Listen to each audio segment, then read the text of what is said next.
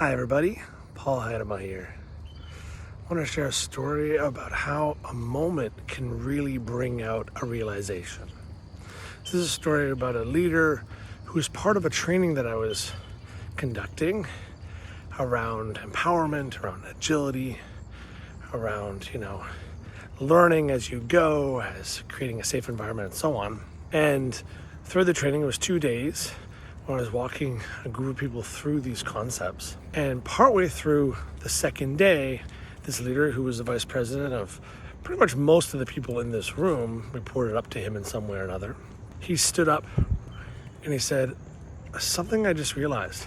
I think I've been lying this whole time, and I've been doing everybody a disservice." And everybody was really shocked and, spoke very highly of this individual, and they didn't understand what he was talking about. He said, based on this content that Paul is training, I've come to the realization that this is what happens and how I'm hurting the team.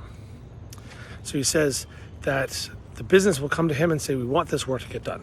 And so he takes that request for work and he brings it to this group, this team that he had, and said, "Could you let me know how difficult, how much effort it would take, how much time and so on, so we can give back some estimates back to the business so they can understand what they'll look like."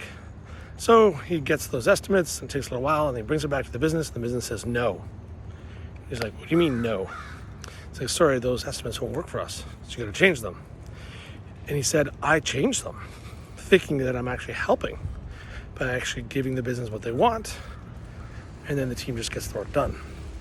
But I've come to the realization that actually I hurt the team because I'm actually telling the business that essentially the information given by the team is wrong.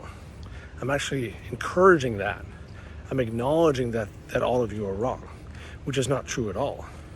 So instead, what I want to do, essentially what he wanted to do, was to listen to the team and really help them have a voice. That's his job, to help the team have a voice and connect with the business. And this is just one of those examples when you're walking with a team, when you're in an experience with your team. It's not something the team does for you. The training, when they were going through it, because he was part of that experience, because he was actually with them day in, day out, he really got to understand what they needed and what was going on. I hope that you also take that to heart as a leader, that you are with your people. Have a great day.